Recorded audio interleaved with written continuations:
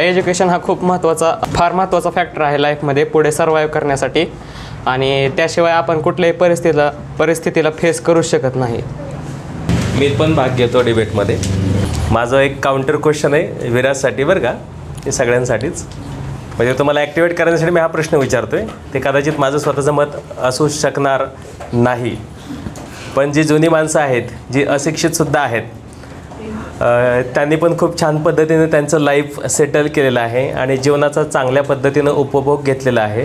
आणि कधी सुशिक्षित माणसांपेक्षा, ज्यांच्याकडे सगळ्यात महत्त्वाचा मुद्दा आहे की सुशिक्षित कुणाला म्हणायचं हा मुद्दा आहे, शिक्षण घेतलेल्या माणसांपेक्षा ती अशिक्षित, निरक्षर, अडाणी असलेली, अंगठे बहाद्दर असलेली माणसंसुद्धा समाजामध्ये नाव कमावून आहेत. एवढं मला या ठिकाणी सांगायचं आहे. यावरती कुणाला काय बोलायचं असेल तर तुम्ही सांगू शकता, बोलू शकता. It is just a trigger. Sir, पूर्वीच्या माणसाकडे असं शिक्षण नव्हतं, पण त्यांच्याकडे अनुभव भरपूर होता. आणि आज जसं जसं टेक्नॉलॉजी वाढली त्याच्यामुळं शिक्षण घ्यायची गरज माणसांना पडली. त्याच्यामुळं मला वाटतं की आज एज्युकेशनची गरज आहे. नाही, मला बोलायचं. विराजने जो मुद्दा मांडलेला आहे सर, त्याचा तुमचा काउंटर रिव्ह्यू होता की पूर्वी अडाणी माणसं होती, पण knowledge of self is education. त्यामुळं प्रत्येकाला स्वतःचं ज्ञान असणं म्हणजे शिक्षण. म्हणजे ते फक्त औपचारिक शिक्षण किंवा फॉर्मल एज्युकेशन शाळेतच बसायला पाहिजेत असं काही नाही. Because we can learn from our experiences. आपण आपल्या अनुभवातून शिकतो. किंवा mother is first teacher of child असं म्हटलं जातं. त्याच्यामुळं त्याला ते एज्युकेशन वेगवेगळ्या माध्यमातून मिळत होतं. आज फक्त तुम्ही इथं आलाय, फॉर्मल एज्युकेशन घेताय, आम्ही तुम्हाला शिकवण्याचा प्रयत्न करतो आहे. मी हे कधी दावा करणार नाही की आम्ही तुम्हाला शिकवतो आहे. म्हणजे वी आर ओनली फॅसिलेटर. आम्ही तुम्हाला फक्त त्या फॅसिलिटीज अवेलेबल करून देतो आहे. त्याच्यामुळे पूर्वीची लोक शिकत नसतील किंवा फॉर्मल एज्युकेशन घेत नसतील असं मला म्हणायचं आहे, पण शिक्षण हे तिथंही चालू होतं. म्हणजे जीवनाच्या प्रवासाबरोबर शिक्षण हे सुरू होतं आणि शेवटापर्यंत चालतं. त्यामुळं असं काही नाही की पूर्वीच्या लोकांना एज्युकेशन मिळत नव्हतं, ते मिळत होतं. वडील काय ॲडवायसेस मुलाला देत होते, मुला ते ऐकत होता. घरातली वरिष्ठ मंडळी सांगत होती काय सल्ले, तो मुलगा ऐकत होता. त्या माध्यमातून किंवा वेगवेगळे नातेवाईक सांगत होते, ते सल्ले देत होते, त्यातूनही एज्युकेशन होत होतं. त्याच्यामुळं एज्युकेशन पूर्वी नव्हतं असं माझं मत नाही आहे. कारण आपण तीच ज्ञानाची व्याख्या किंवा शिक्षणाची व्याख्या मानतो ज्याचा आपण अनेक वेळा उल्लेख करतो, ते अशी की education is knowledge of self. स्वतःचं संपूर्ण ज्ञान, संपूर्ण म्हणतो आहे मी, की सगळ्या गोष्टी मला कळतात म्हणजे मी एज्युकेटेड झालो. डिग्रीज वगैरे ह्याला इम्पॉर्टन्स नाही. पूर्वी नव्हतं आणि आत्ताही नाही आहे. आत्ता काही ठिकाणी चालतात डिग्रीज, पण सगळीकडे नाही चालत. महत्त्वाच्या ठिकाणी तुमच्या डिग्रीज नाहीत बघितल्या जात, तिथून पुढचं तुमचा ॲक्टिवनेस बघितला जातो. त्यामुळे छत्रपती शिवाजी महाराजांकडे कुठली डिग्री होती, संत ज्ञानेश्वरांकडे कुठली डिग्री होती, संत तुकारामांकडे कुठली होती, हे आपण चेक नाही करत. कारण त्या नव्हत्याच, अशा डिग्री वगैरे कागद वगैरे नव्हतीच. तर त्यांना नॉलेज होतं स्वतःच, त्यांना ज्ञान होतं आणि संपूर्ण ज्ञान होतं. आणि त्याच ज्ञानाच्या जोरावरती ती शिक्षण प्रक्रिया त्यावेळेस चालू होती असं मला वाटतं. ओके, ठीक आहे. आणखी कोणी? असं माझं मत आहे की मॉडर्न जी टेक्नॉलॉजी आहे आजची, त्यानुसार आपल्याला एज्युकेशन पूर्ण घेता येत नाही. जोपर्यंत चार भिंतीच्या आपण पुढं जात नाही तोपर्यंत आपल्याला शिक्षणाचा पूर्ण अनुभव घेता येत नाही आणि आयुष्याचाही पूर्ण अनुभव घेता येत नाही. मी फक्त तुम्हाला ट्रिगर केलेलं होतं बरं का. It was not my on opinion. जसं विराज म्हणलं की एज्युकेशन लाईफसाठी म्हणजे फ्युचरसाठी खूप इम्पॉर्टंट आहे, पण एज्युकेशन असं म्हणजे कला पण असली तरी आपण फ्युचरमध्ये सर्वाईव्ह करू शकतो. कला किंवा असं विकास असं असलं तरी एज्युकेशन नसलं तरी पुढे सर्वाईव्ह करतो. नाही ना, दॅट इज ऑल्सो एज्युकेशन. स्वतःमध्ये कला विकसित करणं हा एज्युकेशनचा. मला हे येतं इथपासून त्याची प्रोसेस स्टार्ट होते. म्हणजे कला हे एज्युकेशन नाही कोण म्हणतं, टॅलेंट नाही का असं कोण म्हणतं. तो टॅलेंटच आहे. चांगलं क्रिकेट खेळताय ना, टॅलेंटच आहे. चांगलं गाता येणं, चांगलं नाचता येणं, टॅलेंटच आहे तो. तिथं असं समजूच नका एज्युकेशन म्हणजे काहीतरी इंजिनिअरिंगच पाहिजे किंवा मेडिकलच पाहिजे, नाही आहे. ती बुद्धिमत्ताच आहे, पण त्याच्या वेगळ्या क्षेत्रातली बुद्धिमत्ता आहे. ते प्रत्येकाला आपल्या क्षेत्रातली बुद्धिमत्ता कळणं म्हणजेच नॉलेज ऑफ सेल्फ. म्हणजे फॉर्मल एज्युकेशन हे नाही, आता education सध्याची मध्ये- सिस्टम आहे. मला काय म्हणायचं माहिती आहे का, फॉर्मल एज्युकेशन मध्ये सुद्धा ह्या गोष्टी इन्क्लूड केलेल्या आहेत ना. कार्यानुभव आहे, होता चित्रकला आहे, चित्रकला स्पोर्ट्स आहे. हं? हो. त्यामुळे बरेच डिप्लोमा चालतात, याचा अर्थ आहेच. Art it self education. आणि मगाशी मी सांगितलं की Fine arts आता सरांनी नावाची सांगितलं भविष्यात त्याच्या डिग्र्या पण असतात, fine arts, direction, film direction, acting, प्रचंड चालणाऱ्या गोष्टी ह्या. ओके, येस रोहित, पुढे यावं लागेल. I want to say that our education system is a factory which produces slaves. खूप चांगला मुद्दा मांडलेला आहे रोहितने की हिज ऑब्झर्वेशन और his comment on our education system की ही स्लेव्ज बनवते. म्हणजे एका वेगळ्या शब्दात सांगायचं झालं एक विशिष्ट प्रकारचे कामगार बनवले जात आहेत बाबा, असं त्याचं मत आहे. याच्यावरती कुणाला काय बोलायचं असेल तर तुम्ही सांगू शकता. How it is true, how it is not okay, किंवा तुम्ही किती लोक त्याच्याशी सहमत आहात असाल तर आणि नसाल तर. माझं याच्यावर असं मत आहे की की फॅक्टरी आहे आणि त्याच्यात कामगार बनवले जातात, पण आता तसं नाही आहे. म्हणजे जसं पवार सर किंवा शिंदे सर आम्हाला सांगतात की तुम्ही फक्त नोकर नका हो, तुम्ही तुमचा बिझनेससुद्धा टाकू शकता. म्हणून माझं असं मत आहे की आता फक्त असंच नाही, फक्त स्लेव्ज बनवले जातात असं नाही आहे, आता मालकसुद्धा बनवण्याची आपल्या इथं प्रक्रिया चालू झाली आहे. म्हणजे काळ बदलतोय. काळ बदलतोय. गुड. तो जसं म्हणाला की आपले म्हणजे एज्युकेशन सिस्टीममध्ये फॉल्ट असण्यामुळे ते स्लेव्स बनत आहेत, पण असं नाही आहे. पूर्ण एज्युकेशन सिस्टीममध्ये फॉल्ट नाही आहे, तर त्यात अनेक वेगवेगळ्या घटक असतात की ज्यामुळे फॉल्ट निर्माण होतं आणि पूर्ण एज्युकेशन सिस्टीम ही डिफेक्ट म्हणजे इफेक्ट होतो त्याच्यावर. मी विराजच्या मताशी सहमत आहे. माझं मत असं आहे, एज्युकेशन सिस्टम कोणती का असणार, पण ते आपल्यावर डिपेंड आहे ना. आपण एज्युकेशन कशा प्रकारे आपण पुढच्या आयुष्यात वापरणारे, म्हणजे चांगल्यासाठी वापरणारे, वाईटासाठी वापरणारे, ते म्हणजे आपण स्वतः ठरवलं पाहिजे. Okay, good. जसं रोहितने सांगितलं की या सिस्टमबद्दल एक भाष्य केलं की त्याला नेमकी कशा पद्धतीची शिक्षण पद्धती आणि व्यवस्था अभिप्रेत आहे ते आपण रोहितकडून जाणून घेऊया. आता जसं सोहम म्हणाला की हे आपल्यावर डिपेंड आहे, तर सध्याची कंडिशन अशी की शाळेत न जाताही आपण शिकू शकतो. मोबाईलवरती व्हिडिओज पाहून शिकू शकतो. काहीच अवघड नाही, पण तरी आपण शाळेत जातोच. मग हे आपल्यावरच नाही तर आपल्या सराउंडिंगवरती सुद्धा डिपेंडंट आहे. आपण कोणत्या सराउंडिंगमध्ये राहतो, काय कसं आहे ते ह्याच्यावरती डिपेंडंट आहे. Anybody else? माझं मत असं आहे की समाजात कोणतीही घटना घडण्याला त्या समाजातले लोकच कारणीभूत असतात. म्हणून एज्युकेशन सिस्टम ही खराब आहे, ह्याला सुद्धा पूर्ण लोक कारणीभूत आहेत. एका दोघांवर टीका करून उपयोग नाही, असं म्हणणं आहे. सर्वंकष असतं शिक्षण. शिक्षण प्रक्रिया ही सगळ्यांसाठी असते, ती कोणा एकासाठी नसते. आपण आपल्या शालेय अभ्यासक्रमातसुद्धा सध्या ह्या गोष्टी शिकतो. म्हणजे उदाहरण द्यायचं झालं तर पर्यावरण हा फक्त विद्यार्थ्यांनी किंवा राज्यकर्त्यांनी किंवा व्यापाऱ्यांनी किंवा अधिकाऱ्यांनी किंवा कलाकारांनी कुठल्या एखाद्या अमुक-तमुक घटकाने विचार करण्याचा मुद्दा नाही आहे किंवा त्याच्यावरती कृती करण्याचा मुद्दा नाही आहे. तर पर्यावरण हा अतिशय ज्वलंत प्रश्न असतो आणि तो लहानांपासून मोठ्यांपर्यंत सगळ्या जबाबदार घटकांनी त्या बाबतीत काम करायचं असतं. त्या अनुषंगाने उदाहरण दिलेलं आहे मी. तर एज्युकेशन सिस्टम ही सगळ्यांसाठी असते. जसं रोहितने मगाशी म्हणालात, मी त्याच्या बाजूने एक थोडंसं सपोर्टिव्ह सांगतो की जरी सध्याची जी मागच्या 2 वर्षामध्ये 1.5-2 वर्षामध्ये सिस्टम बदललेली असली की ऑनलाईन आम्ही शिकतो आहे वगैरे, पण जो रिझल्ट आपल्याला अभिप्रेत आहे त्याच्यामध्ये की पूर्वी शाळा असल्यानंतर मुलं एकमेकांच्या सहवासात असायची, भावनांचं आदानप्रदान तिथं व्हायचं आणि शिक्षणामध्ये भावना ही फार महत्त्वाची असते. अभिव्यक्त होण्यासाठी व्हर्च्युअल माध्यमं 100% तुमच्या अभिव्यक्तीला न्याय देतीलच असं नाही. किमान आत्ता मात्र हे माझं मत आहे.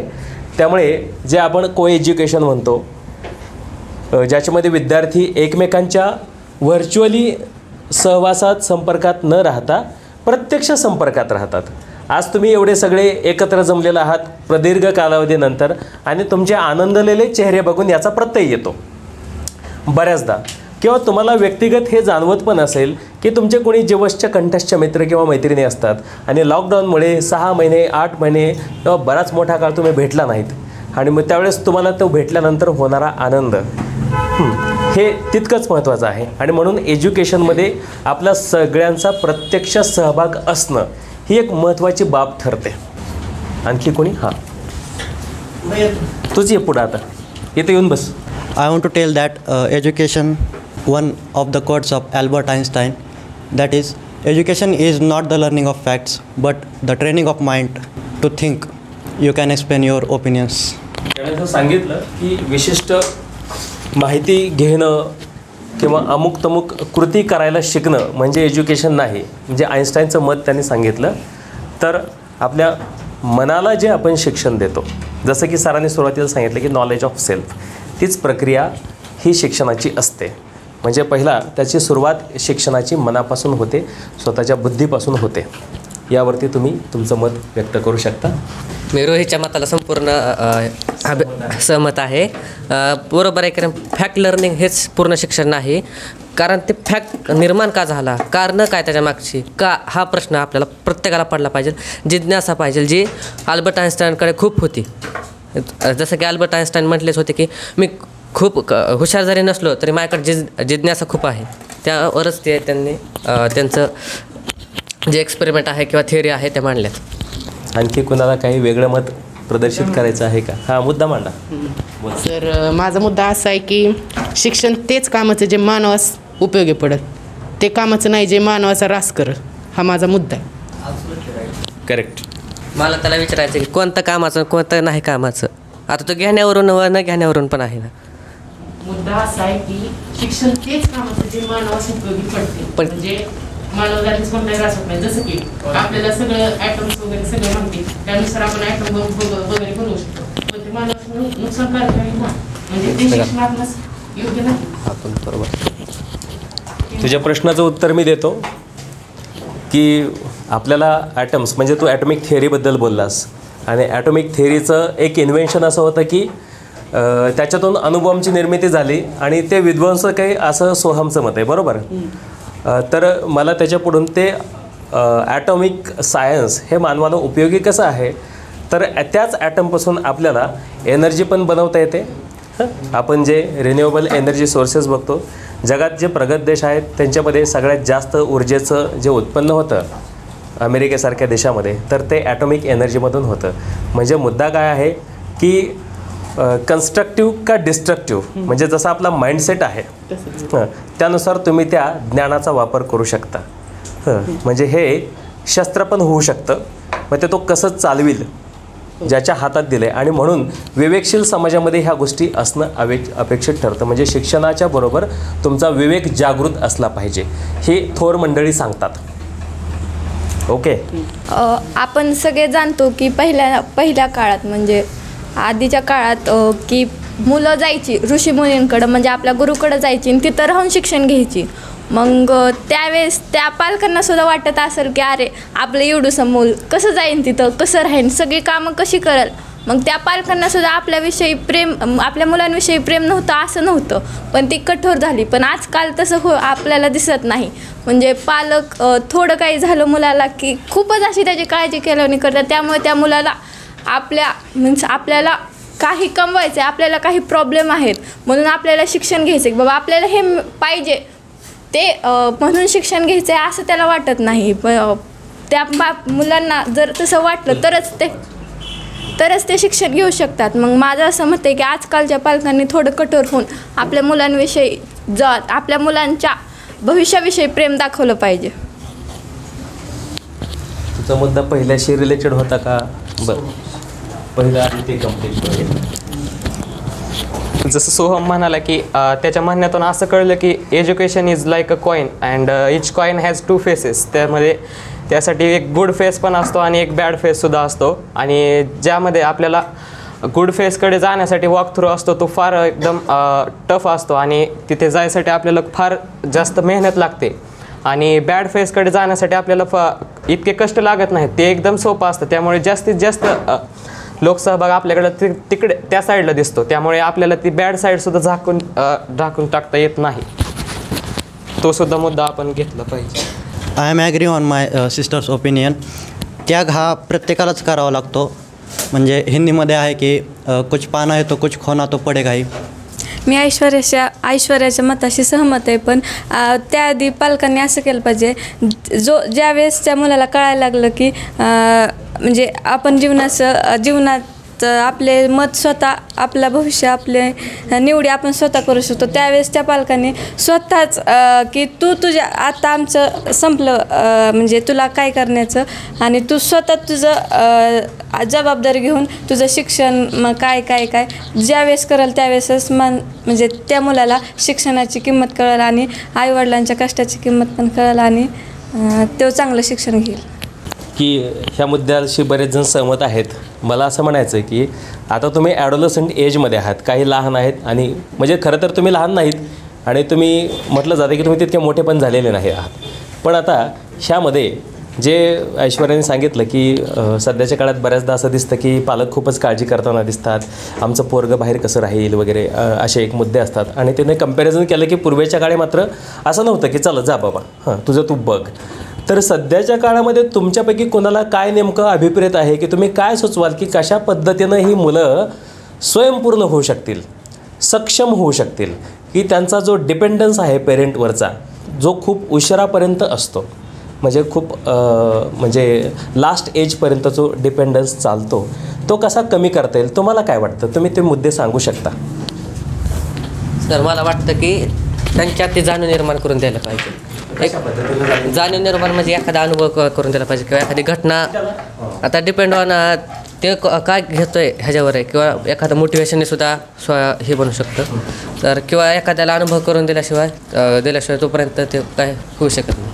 पालकांनी आपल्या कष्टाची जाणीव आपल्या मुलांना करून दिली पाहिजे. म्हणजे आता एखादा पालक जर कुठं कामाला असेल किंवा एखादा शेतकरी असेल आणि त्यानं मग त्याच्या मुलाला सांगितलं की पाहिजे की बघ बाबा की किती कष्ट लागतं ह्याला, किंवा किती कष्ट करून मी तुझ्यासाठी कमवते, मग तू त्या कष्टाची तुला जाणीव असली पाहिजे. असं त्या पालकांनी केलं तरच त्या मुलाला कळेल की किती कष्ट करावे लागतात, तेव्हा आपल्याला सुख मिळतं आयुष्यात, आपल्याला पैसा मिळतो, ज्यानं आपण आपल्या सोयी खरेदी करू शकतो, असं माझं म्हणतं.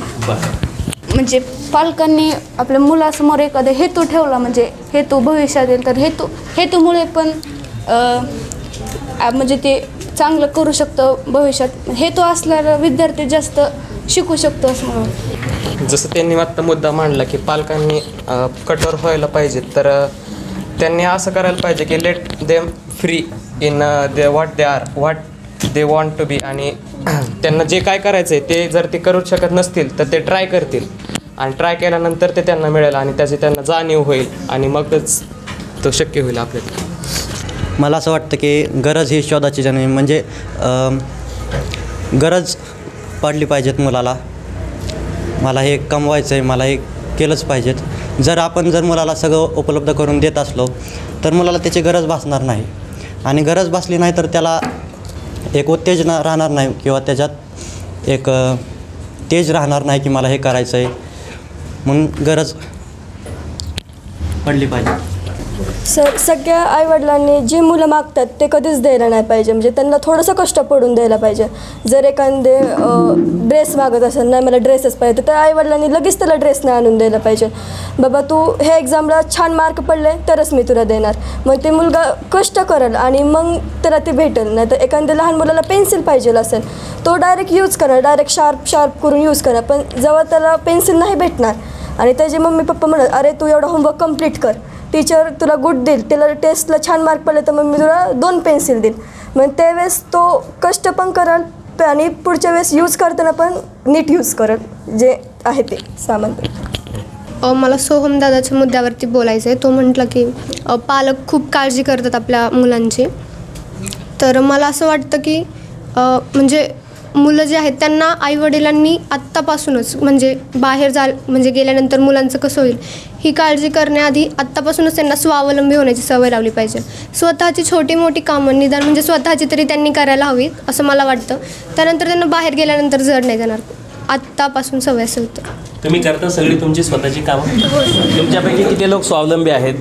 की छान मुद्दा होता की म्हणजे स्वावलंबी झालं पाहिजे मुलांना सगळ्या वस्तू लगेच ॲट इज नाही मिळाल्या पाहिजेत.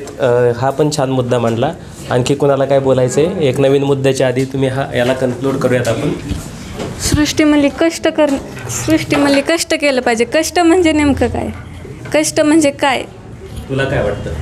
कष्ट म्हणजे स्वतः म्हणजे कोणती बी गोष्ट स्वतः म्हणजे दुसऱ्यांच्या पैशाने करण्यापेक्षा स्वतः कमवून केलं म्हणजे कष्ट म्हणजे असं नाही की मला ह्या गोष्टीसाठी एवढे दिवस म्हणजे थांबवावं लागलं आणि मी नंतर ते थोड्या दिवसांनी मी त्याची म्हणजे असं नाश करण्यापेक्षा कमी प्रमाणात त्याचा वापर केला म्हणजे कष्ट नाही. स्वतः कमवून जोपर्यंत आपण आपल्या स्वतःच्या गरजा जर भागवत नाही तोपर्यंत कष्ट होत नाही. असं कष्ट नाही. आता कष्ट ही जी संकल्पना आहे ती वेगवेगळ्या अर्थाने आपल्याला वापरता येते.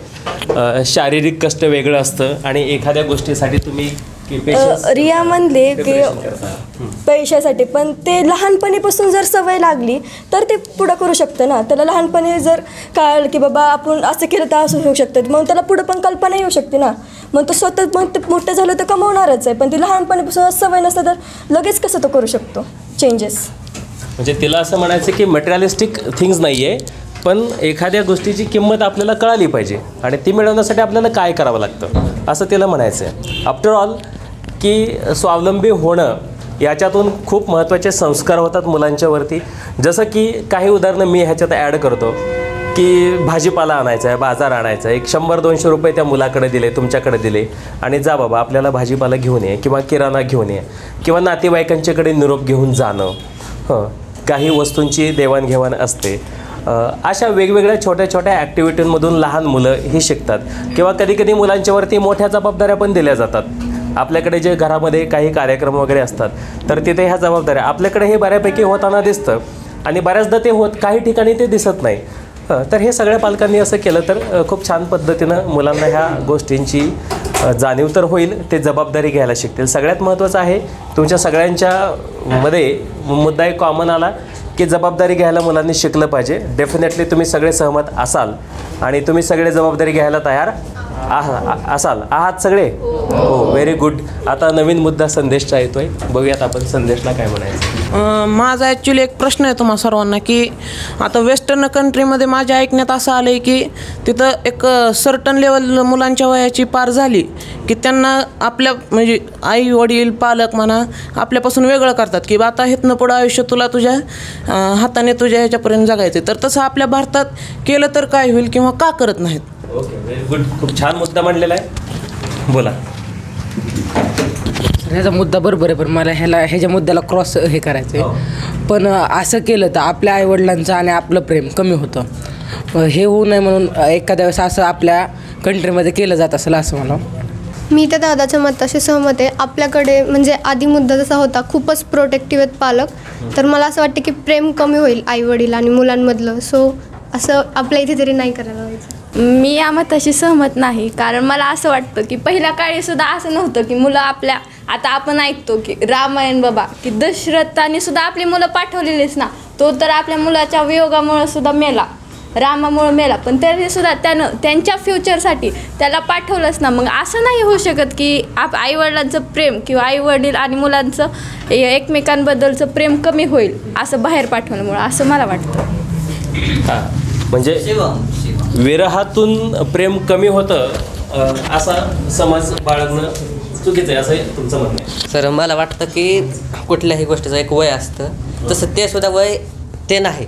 जे मी ऐकून आहे की 5 वर्षाच्या आतच त्या गोष्टी होतात की पोरांना लांब ठेवणं वेस्टर्न कंट्रीजमध्ये. पण आपल्या भारतात कसं आहे, हे वय टीनेजमध्ये असावं असं माझं मत आहे. तो दादा म्हणाला की आईवडिलांचं प्रेम कमी होतं. मी ह्याच्याशी सहमत नाही आहे, कारण की आपल्याला जिथं योग्य शिक्षण आहे तिथे आपण गेलंच पाहिजे आणि त्यासाठी पालकांनी पण कठोर झालंच पाहिजे असं मला वाटतं. अरे मी किती वर्ष झालं एक गोष्ट सांगतो आहे, love is equal to care. If your parents caring about your future, जर पालक आपल्या पाल्याच्या फ्युचरविषयी केअर करत असतील तर दॅट इज लव. त्यामुळे कमी बिमी होणार नाही, अटॅचमेंट कमी होणार नाही आहे. हां, ट्रीटमेंट तशी झाली की पुढं पोरगा बाहेर पाठवला आणि पाठीमागं पालकांनी एकदा पण विचारलं नाही त्याला, तू काय करतोयस, कसं करतोय, मग मात्र कदाचित कमी होईल. म्हणजे श्रेयसचा जो मुद्दा आहे की कमी होऊ शकतं, पण कधी श्रेयस माहिती आहे का, जर पालकांनी पूर्ण कॉन्टॅक्ट तोडला, विचारपूसच केली नाही. सपोज एखादा बाहेर गेला 11वीला शिकण्यासाठी आणि त्यानं एखाद्या एक्झाममध्ये एखाद्या टेस्टमध्ये त्याला कमी मार्क्स मिळाले, तर पालकाची ही नैतिक जबाबदारी आहे की त्याला विचारणं काय झालं, म्हणजे what is the reason behind it, असं का होतं आहे, कमी मार्क्स का पडतात आहे. तर जर पालक त्याच्याबद्दल थोडे अटॅच राहिले त्याच्याशी, तर मला वाटतं की प्रेम कमी होणार नाही. कारण प्रेम म्हणजे काळजीच, दुसरं तिसरं काय नाही आहे. प्रेम म्हणजे काळजी. जर पालकाला आपला पाल्य भविष्यामध्ये खूप चांगल्या पोझिशनला पाहिजे असेल, तर त्याला थोडा दिवसांसाठी, जसं रोहितने सांगितलं तसं, कुछ पाने के लिए कुछ तो खोना पडेगा, तर ते तुम्हाला गमवावंच लागणार आहे. ते लयच पंखाखाली ठेवलं म्हणजे पोरं काहीतरी चांगलं करतील आणि आईवडिलांमधलं प्रेम राहील. श्रेयसला मला सांगायचं आहे, श्रेयस पूर्वी शिकायला बाहेर जात नव्हते, तरी आजही कितीतरी कुटुंब असे आहेत की ज्या कुटुंबामध्ये पोरं पालकाला किंवा आईवडिलांना सांभाळत नाहीत. त्यावेळेस तर नीट नव्हतं, जय नव्हतं, आणि कुठं अकॅडमी पण नव्हत्या, लातूरला बी जात नव्हती बरीचशी मंडळी आपल्या जेऊरमधली, तरीसुद्धा सांभाळत नाहीत. मग कुठं कसं काय झालं अटॅचमेंटचं, तर इट्स डिपेंड ऑन द संस्कार, त्याच्या संस्कारावरती डिपेंड आहे. पालक ॲज अ मॉडेल म्हणून, रोल मॉडेल म्हणून कसा प्रेझेंट होतो आहे पाल्यासमोर, त्याच्यावर डिपेंड आहे. पालक जर रिलॅक्स राहत असेल, एकदम निवांत बसत असेल, काळजी करत नसेल, तर त्याचं पोरगं बी तेच करणार आहे. म्हणून म्हणतो ना कधी कधी मी की आईवडिलांचे संस्कार दाखवत जाऊ नका चार चौघात, कारण त्या आईवडिलांचे संस्कार आहेत. कुणाचे येतं, डोंट शो युअर डिफेक्ट. तुम्ही जे काय प्रोडक्ट आहात त्यातले डिफेक्ट दाखवू नका, ते डिफेक्ट तुमच्या कंपनीचे असतात. हां, म्हणजे मॅन्युफॅक्चरर कोण आहे तर त्याचे असतात, म्हणून आपण आपले डिफेक्ट दाखवू नयेत. बरेचसे मुद्दे आहेत, बरेचसे मुद्दे तुम्ही मांडताय तुमच्या एजनुसार, अतिशय मस्त येतं, आवडतात मला सगळेच. फक्त काय करा, त्याला एक्झाम्पलची जोड द्या. तुम्ही जे म्हणताय त्याला एक्झाम्पल असावं प्रत्येक गोष्टीला, आणि एकदम क्लॅरिटी पाहिजे विचारांमध्ये, थोडी क्लॅरिटी असावी. तर पालकांनी आपल्या पाल्यांना पोल्ट्रीतल्या कोंबड्या बनवू नयेत, नाही तर त्या थोड्या दिवसात कापल्या जातात.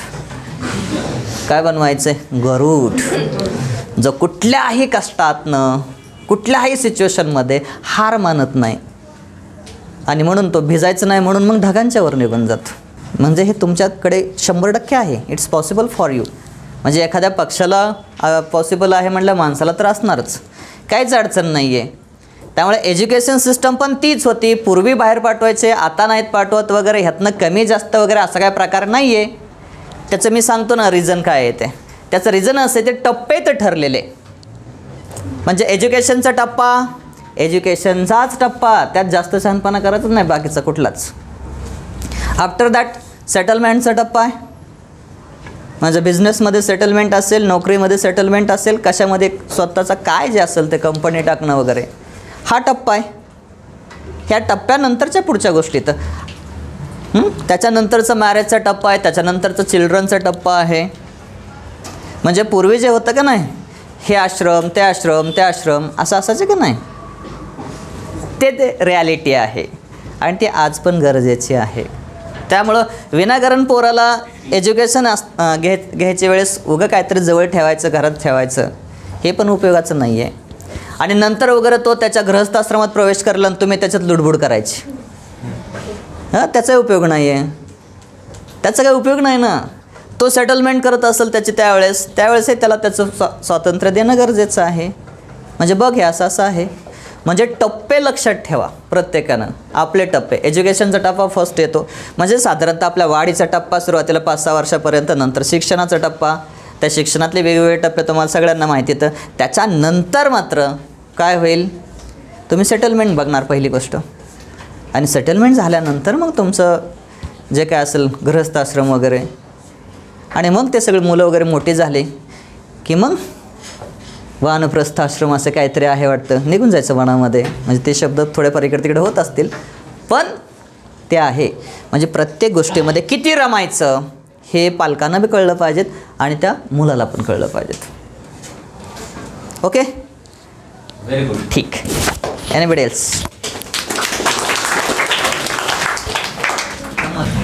जसं सर तुम्ही म्हणले की stepping out of comfort zone is like to be gain the responsibilities by on your on.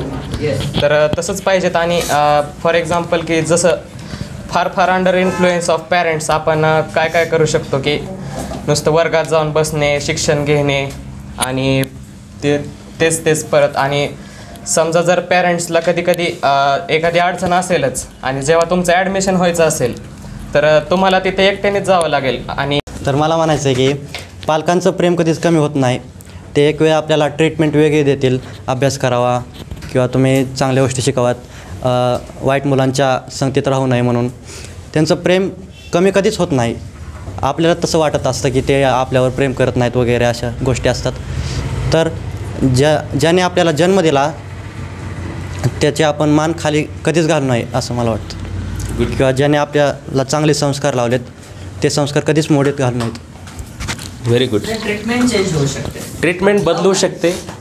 म्हणजे बऱ्याचदा असं तुमच्या पिढीचं मला माहीत नाही, पण माझ्या पिढीचं मी स्वतः ही आईचा मार खाल्लेला आहे. ती काय माझी दुश्मन होती का? माझ्यावरच्या प्रेमापोटीच माझ्या आईनं मला फटके दिलेले आहेत, वडिलांनी पण दिलेले असतील. आमच्या पिढीनं हे अनुभवलेलं आहे. आईबापाचा मार आम्ही खाल्लेला आहे, अक्षरशः खाल्लेला आहे. पण ज्यावेळेस मला मारल्यानंतर लहानपणी मी रडत बसलो, मग मी रुसून बसलो, तर त्याच्यानंतर आईला जेवण नाही केलं कधी. लक्षात घ्या, तिने पहिलं मला खाऊ घातलं आणि नंतर स्वतः ती जेवली. आणि हे सगळ्यांच्या आयांच्या बाबतीत झालेलं असतं. ओके, त्यामुळं जसं सरांनी सुद्धा सांगितलं की लव्ह इज केअर. ट्रीटमेंटचं मोड हा वेगळा असू शकतो. सर जसं पवार सर मागाशी म्हणाले की फ्युचरसाठी आईवडील आपल्या मुलाला लांब ठेवतात. तर त्या मुलाला असं वाटू शकत नाही का आईवडील आपल्या प्रेम नाही, लांब पण आहे पण प्रेम करत नाहीत कारण वय लहान असतं, असं वाटणं काय नाही. त्याचंही उत्तर सरांनी दिलेलं होतं की ह्या सगळ्याचं सार संस्कारात असतं. की त्या मुलाला ते जाणवलं नाही पाहिजे की माझ्यावरती माझ्या आईवडिलांचं प्रेम नाही, असं त्याला जाणवेल तर कुठेतरी कुणीतरी कमी पडतंय असा त्याचा अर्थ असतो. A ship is always safe at the seashore only. त्याची खरी कसोटी ही ती किनाऱ्यापासून बाहेर पडल्यानंतरच लागते. आणि निसर्गापासून आपण ह्या सगळ्या गोष्टी शिकत असतो. निसर्गात पण म्हणजे तुम्ही लहान प्राण्यांचं बघता की पिल्लू जन्म झाल्याच्या नंतर काही तासात ते उड्या मारायला लागतात. सर एखाद्याला तसं संस्कार मिळाला नाही तर हा प्रॉब्लेम आहे. हा त्या लोकांचा प्रॉब्लेम आहे, हा त्या व्यवस्थेचा प्रॉब्लेम नसतो कधी. म्हणजे एक उदाहरणच सांगतो की जस्ट फ्यू डेज बॅक की माझे ज्या पास्ट स्टुडंट आहेत त्याच्यातल्या एका मुलीच्या मैत्रिणीचा फोन आला. मी नाव वगैरे सांगत नाही, फक्त की तिनं सांगितलं की तिच्या अमुक आणि त्याच्या स्टुडंट होत्या त्या मुली की त्या भरपूर ॲक्टिव्ह होत्या की म्हणजे खूप सकारात्मक ॲप्रोच, प्रचंड ॲडजस्टॅबिलिटी वगैरे, एक चांगले स्टुडंट कसे असावेत असं. पण अनफॉर्च्युनेटली एकीचं लग्न झालं म्हणजे, आणि लग्न झाल्यानंतर त्या मुलीनं, मी सरांना पण बोललो की सुसाईड अटेम्प्ट केला त्या मुलीनं. इथं कोणीतरी कमी पडलं. ओके, आता त्याचे शोधाचं कारण मीमांसा चालू आहे की नेमकं बाबा ही मुलीमुळं असं झालं का, ती सासरचे का माहेरचे, अभ्यास करतायत लोक वाटेवर. पण मला अनपेक्षित होतं आणि ते सरांना काय वाटेल बाबा आता ही घटना ऐकल्यानंतर, म्हणून त्यांनी मला सुरुवातीचे 15 दिवस सांगितलं पण नाही. फोन केल्यानंतर पहिले हॅलोला ओळखलं मी की काहीतरी प्रॉब्लेम आहे. की मी सांगितलं काय नेमकं काय झालं बोल. एरवी ते गुड इव्हिनिंग वगैरे म्हणत असतात, गुड मॉर्निंग. म्हणजे असं मुद्दा काय आहे की इथे कुणीतरी कमी पडलं म्हणून त्या मुलीला ते पाऊल उचलावं लागलं. Fortunately she is safe now, out of danger आहे, तिचं रुटीन लाईफ जगते आहे. आणि त्याच वेळेस दुसऱ्या मुलीनं असं सांगितलं की आता जे तुझा मुद्दा होता ना की प्रेम वाटत नाही किंवा तशी भावना उत्पन्न होते, एकेला खरोखर तसं झालं. मला ती कौटुंबिक पार्श्वभूमी माहीत नव्हती. तुमच्यापैकी बऱ्यांच्या कुटुंबाशी आमची ओळख असते, माझी काही तिच्याशी ओळख नव्हती. तर तिनं सांगितलं की ती बोलायला लागली आणि रडायला लागली. मग तिने सांगितलं की ते सावत्रपणा वगैरे ह्या सगळ्या गोष्टी त्याच्यामध्ये येतात. तर हा प्रॉब्लेम त्या मुलांचा पण नसतो, कारण मुलांपेक्षा पालक मोठे असतात. त्यामुळे संस्कार निर्माण करणं आणि रुजवणं ही 100% पालकांची जबाबदारी आहे. आणि त्याच्यासाठी मुलांना तयार करणं आणि तयार झाल्यानंतर ते फॉलो करणं ही मुलांची जबाबदारी असते. त्यामुळे इथे प्रेम वगैरे कमी होत नाही. आपण कुठेतरी मेजरमेंटला चुकलो, जसं कपडा कापताना चुकला तर शर्ट खराब तयार होऊ शकतो. तसंच आपण ह्या संस्कारामध्ये हे कॅरी करताना कुठं चुकलो तर हे व्यवस्थेतले बिघाड होऊ शकतात आणि मग आपण कुणाला तरी दोष द्यायला लागतो, कुठेतरी आपण क्रिटिसाइज करायला लागतो. असं मला तुमच्या ह्या ज्या मुद्दे आहेत त्याच्यावरती मला जस्टिफाय करायचं होतं. ओके, आणखी कुणाला काय बोलायचं? तर कितीही अडचणी आल्या तरी एवढं मोठं पाऊल नाही उचललं पाहिजेत. शेवटी आपण टाईमपास म्हणून जन्म झालेला नाही आपला. आपण काहीतरी कारणास्तव इथं आलेलो आहे, या जगात आलेलो आहे. मग असं डायरेक्टली एवढं मोठं पाऊल उचलणं हे बरोबर नाही, चुकीचं आहे. प्रयत्न करणं हे आपलं काम आहे फक्त. त्या दिदीने सांगितलेले मला बोलायचं आहे की दशरथाचे प्रेम कमी झाले नव्हते रामावरचे, कारण की दशरथाने केलेले संस्कार रामावर होते व रामासारखा मुलगा पाहिजे की जो संस्कार चालवत असेल, चांगलं करत असेल. असं मला सांगायचं आहे की आपल्यावर चांगले केलेले संस्कार हा चांगला माणूस घडू शकतो. नक्कीच संस्कारांचंच महत्त्व असतं.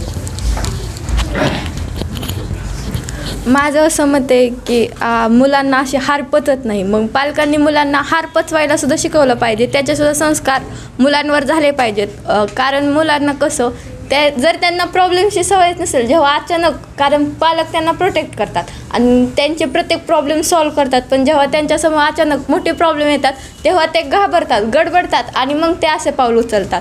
म्हणून माझं असं मत आहे की पालकांनी मुलांना प्रत्येक छोट्या प्रॉब्लेमची ओळख करून दिली पाहिजे की बाबा असे प्रॉब्लेम येतील तुझ्या जीवनामध्ये.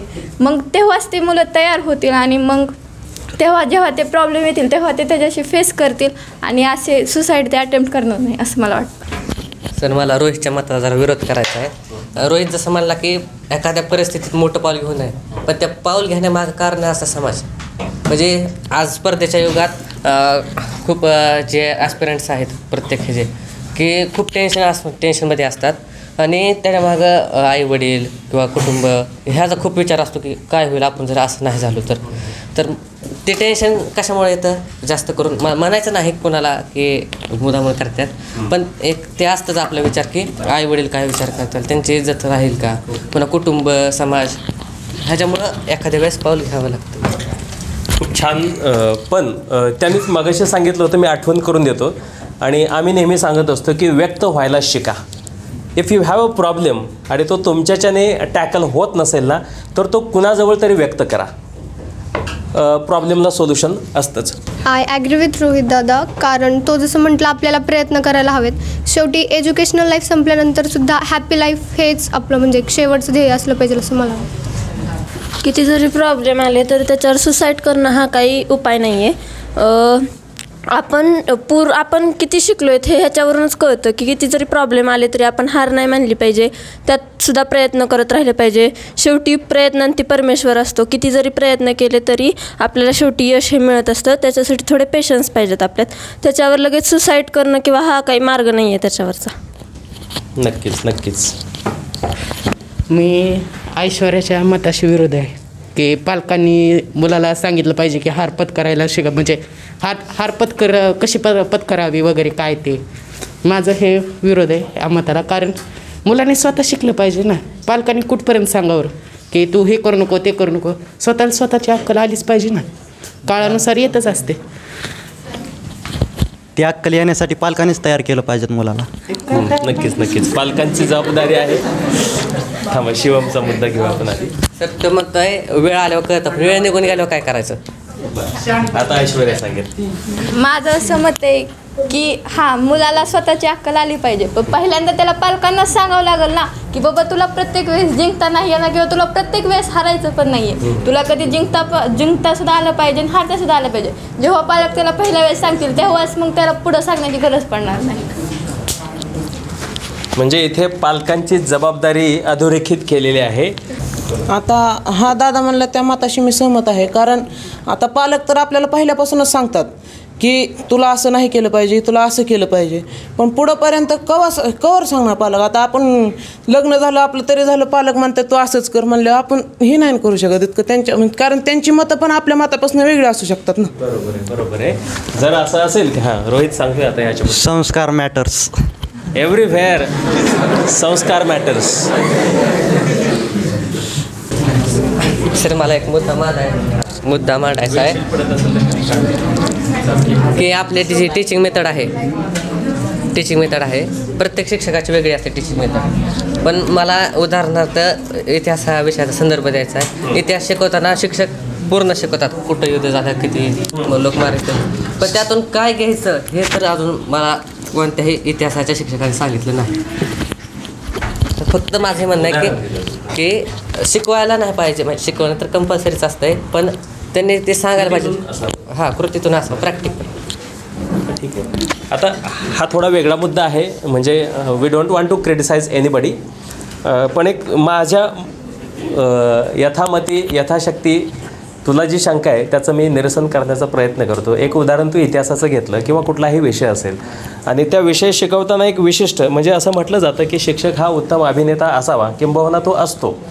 जर इतिहास हा विषय प्रभावी शिकवायचा असेल किंवा विज्ञान हा विषय असेल किंवा मराठीसारखा म्हणजे लँग्वेज असेल किंवा कुठलाही, तर त्या शिक्षकाचं त्याच्यामध्ये समरसता असणं आणि त्याला विद्यार्थ्याची तेवढी सकारात्मकता, म्हणजे आम्ही म्हणत असतो की कॉन्सन्ट्रेट करा. ओके, तर ह्या ड्युएल वेनं चालणारी ही कम्युनिकेशन सिस्टम असते. म्हणजे फक्त एकटा शिक्षक काही करू शकत नाही. एकटा शिक्षक कितीही चांगला असेल आणि विद्यार्थी न्यूट्रल असतील तर ते शिक्षण प्रभावी होत नाही, किंवा विद्यार्थी खूप उत्साही आहेत आणि शिक्षकांनी उत्साहाने शिकवलं नाही, हां, तर ते प्रभावी होणार नाही. आता तुझा जो मुद्दा आहे की अमुक तमुक एखादा कुठलाही विषय, तर त्या विषयातलं त्या व्यक्तीचं ज्ञान आणि त्याची सादर करण्याची, म्हणजे तो जे प्रेझेंटेबल असणं त्या शिक्षकानं, ह्या गोष्टी त्याच्यामध्ये मॅटर करतात आणि शिक्षण प्रक्रियेसाठी हे सगळं आवश्यक असतं. तीच माणसं ह्या प्रक्रियेमध्ये येतात. ज्याच्यामध्ये खूप चांगले प्रेझेंटेशन स्किल नसतील पण तो शारीरिक कष्ट करतोय किंवा दुसरं काहीतरी करतोय, तो शिक्षणामध्ये येणार नाही, तो दुसऱ्या कामात जाईल. ओके, ज्याच्याकडे प्रेझेंटेशनचं स्किल चांगलं आहे तो शिक्षक होईल, तो मार्केटिंगमध्ये जाईल. म्हणजे ह्या परत आपल्या जीवनाशी निगडीत बाबी आहेत. आणि मगाचा जो मुद्दा होता की जसं रोहित म्हणाला की संस्कार मॅटर्स, तर आपले संस्कार हे तेवढ्या ताकदीचे असावेत. हां, जसं की आपण ब्रँडेड वस्तू म्हणतो तसे संस्कार पण तेवढ्या ताकदीचे असावेत. ओके सर, काही माणसांचे माइंडसेट असे असतात की जे दगडफोड आहेत त्यांच्याकडे पण नॉलेज आहे, त्यांच्या क्षेत्रात इलेक्ट्रिशियन आहे त्यांच्याकडे पण त्यांची नजर, आपण गेले नीट करके आपण करंट लावून भरून जाऊ. पण हे कसे करतात की डॉक्टर आहेत त्यांना जास्त रिस्पेक्ट द्यायची, हे माणसं आहेत त्यांना जरा कमी रिस्पेक्ट द्यायची.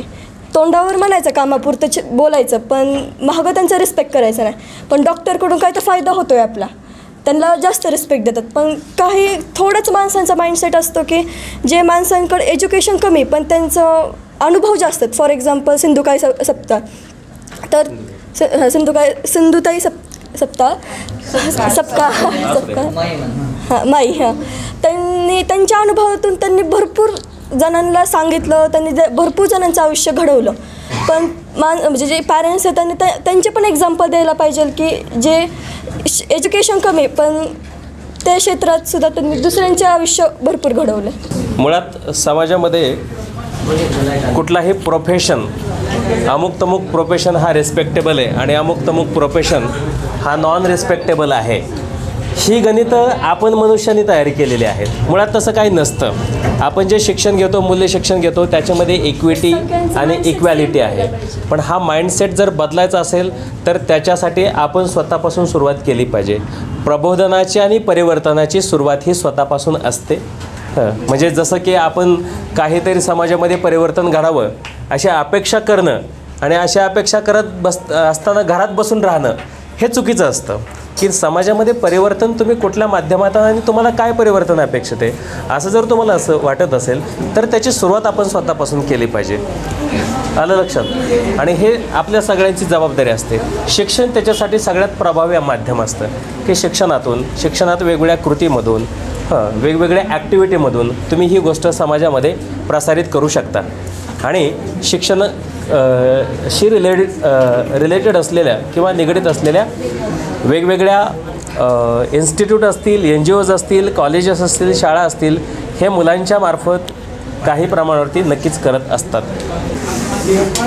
हां, शिवमला काहीतरी सांगायचं आहे आता. We are almost at the conclusion. हां, एंड करूयात. सर मी या मताला सहमत आहे. आज जशी गरज पडेल माणसाला त्यानुसार तो क्षेत्र निवडतोय. अगोदर शिक्षक जसं मला माहिती आहे की अगोदर शिक्षकांना खूप मान होता. आता हळूहळू इंजिनियर तर भविष्यात किमान डॉक्टरसुद्धा असू शकतात. पुन्हा कुठलं तरी नवीन एखादं क्षेत्र येईल.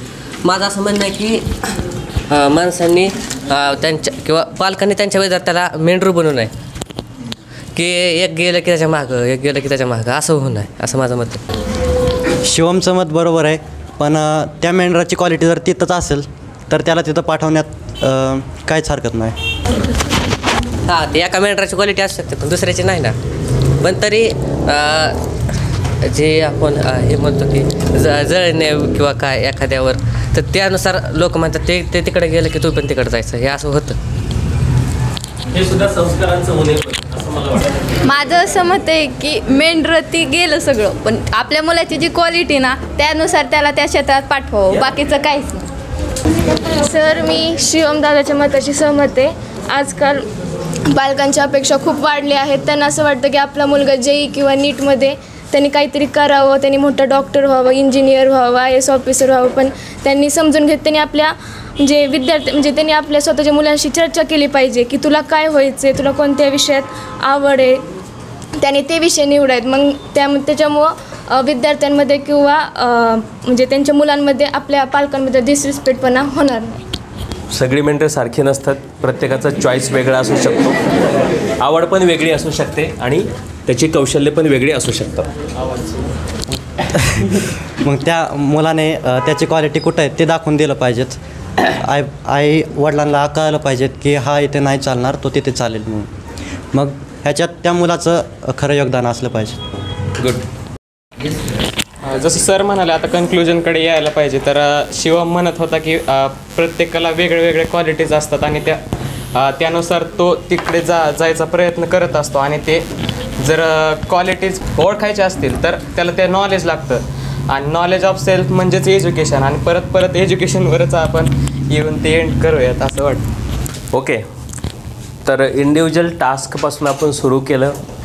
बऱ्याच विद्यार्थ्यांनी त्याच्यामध्ये उत्स्फूर्त सहभाग घेतला. सरांनी जसं सांगितलं, हा प्रोग्राम आपला स्क्रिप्टेड कधीच नसतो. म्हणजे इथं तुम्हाला 100% चान्सेस असतात कुठल्याही पद्धतीनं व्यक्त व्हायला. सगळ्यात महत्त्वाचं म्हणजे व्यक्त होणं असतं. आयुष्यातले खूप सगळे प्रॉब्लेम्स जे असतात ना ते व्यक्त होण्याने सुटतात, लक्षात ठेवा. कुठलीही गोष्ट जर दाबून ठेवली मनामध्ये, तुमची घुसमट होत असेल तर तुम्ही लवकर चुकीच्या मार्गावर जाऊ शकता. एज्युकेशनपासून तुमच्या इच्छेप्रमाणे आपण डिबेट चालू केली. जवळजवळ ती 1 तास, मी तर 15 मिनटं म्हटलं होतं, बराच वेळ चालली.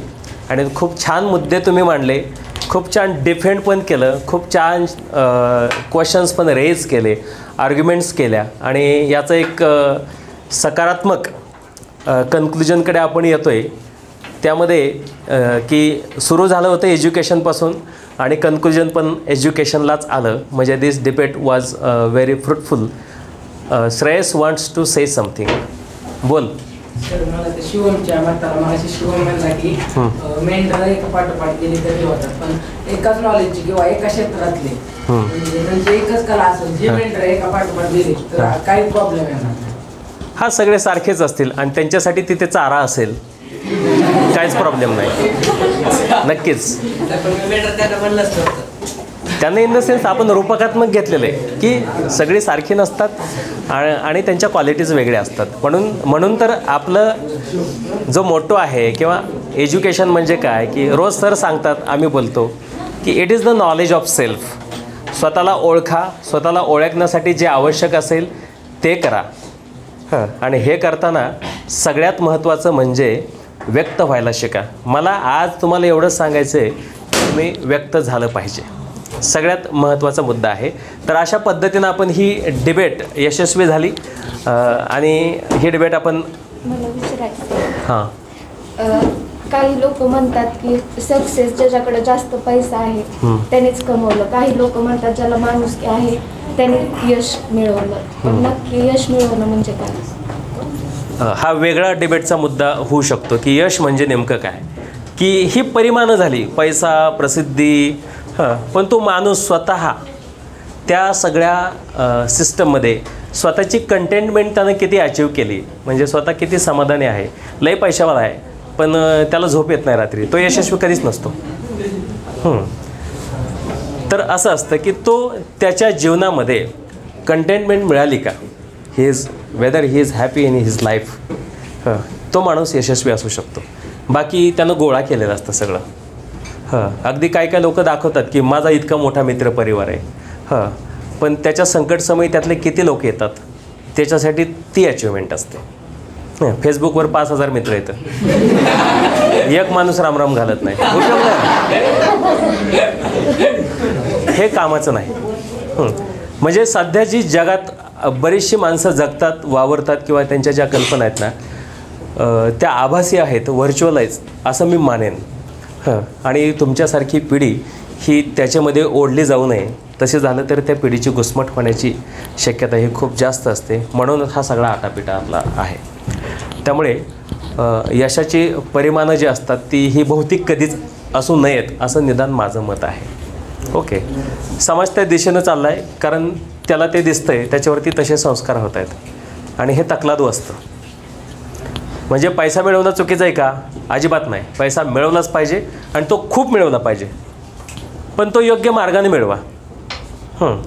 त्या पैशातून तुम्हाला स्वतःला समाधान तर मिळालंच पाहिजे आणि समाजात प्रतिष्ठा पण मिळाली पाहिजे. मग समाजामध्ये अगदी जॅकमा, जेफ बेझोस, बिल गेट्स किंवा आणखी जी काय तुम्हाला नावं, अगदी टाटा, अंबानीसारखी पण नावं घेता येतील की जी खूप सगळं म्हणजे श्रीमंतांच्या यादीमध्ये असतात.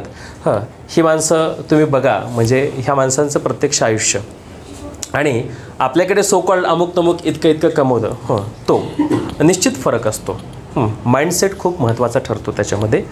तर पैसा कमवणं हे अजिबात चुकीचं नसतं आणि हे एक डायमेन्शन आहे यशाची. पैसा ही एक डायमेन्शन आहे. पैसा म्हणजे सर्वस्व नाही किंवा त्याला समाजात खूप प्रचंड मानमरातब मिळतो ही त्याची दुसरी डायमेन्शन आहे. अमुक तमुककडे खूप नॉलेज आहे ही त्याची वेगळी डायमेन्शन आहे. So success has different dimensions आणि त्याच्यातल्या तुम्हाला जेवढ्या काही मेंटेन करता येतील तेवढं तुम्ही मेंटेन करू शकता. हे करताना स्वतःची ओढाताण होणार नाही याची आपण काळजी घ्यायची असते. स्पर्धा करा पण स्वतःशी. अमुक तमुककडे खूप जास्त काही आहे मग मला पण ते सगळं मिळवलं पाहिजे, हे करताना तुम्ही तुमचं आयुष्य हरवून जाल, जगणं विसरून जाल. तर पहिल्यांदा आपल्याला जगता आलं पाहिजे. जगणं म्हणजे खाणं पिणं झोपणं आणि शारीरिक क्रिया यालाही जगणं म्हणत नाहीत. तर आयुष्य हे आनंददायी असावं, आयुष्याचा आनंद तुम्हाला घेता यावा आणि त्याच्यासाठी शिक्षण पण उपयोगी पडावं हेही तितकंच महत्त्वाचं आहे. ऑलरेडी सरांनी सांगितलेलंच आहे पण तरीही पुन्हा एकदा सांगतो मी की एज्युकेशनची डेफिनेशनपासून आपण जातो की education is knowledge of self. स्वतःचं ज्ञान जर प्रॉपर असेल ना तर सक्सेस कशात आहे स्वतःचं ते आपल्याला कळलं पाहिजेत की माझं सक्सेस कशात आहे. आता हा प्रोग्राम मस्तपैकी सगळा छान पार पडला, सक्सेस आहे. म्हणजे माझे कशात आहे म्हणजे it's depend on your self, तुम्ही कशात मानताय.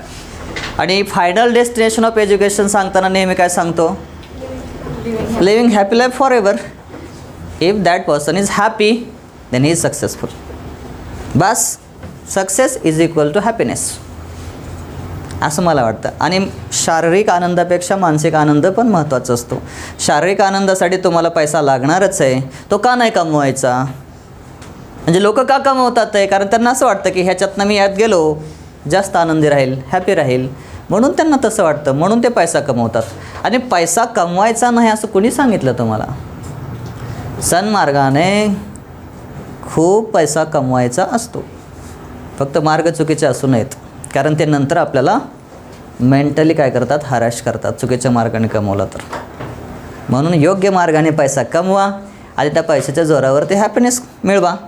मग काही लोक दान करून हॅपीनेस मिळवतात आहे, काय लोक स्वतःचे एरोप्लेन घेऊन मिळवतात आहे कारण त्यांना माहिती ना की आता मला कशाची गरज आहे. त्यामुळे सक्सेस दुसरं तिसरं काही नसून सक्सेस म्हणजे समाधान आणि फिजिकली आणि मेंटली. आणि मेंटली भविष्यात जास्त जाणवायला लागतं. आज वय कमी आहे त्याच्यामुळे आपल्याला वाटतं की फिजिकल हॅपीनेस इज एव्हरीथिंग, पण भविष्यामध्ये ते हळूहळू कमी होतं. म्हणजे उदाहरणार्थ आज काहीतरी खाऊ वाटते, आपण खाऊ शकतो, भविष्यामध्ये काय? भविष्यामध्ये अशी अडचण येते विद्यार्थ्याला की म्हणजे व्यक्तीला की त्याला खाण्याची पैशाच्या बाबतीतली ताकद आहे, पण त्याचं शरीर पचवूच नाही शकत. मग काय उपयोग आहे त्याचा? म्हणून सक्सेस म्हणजे दुसरं तिसरं काय नसून आपलं समाधान मानण्यावरती आहे.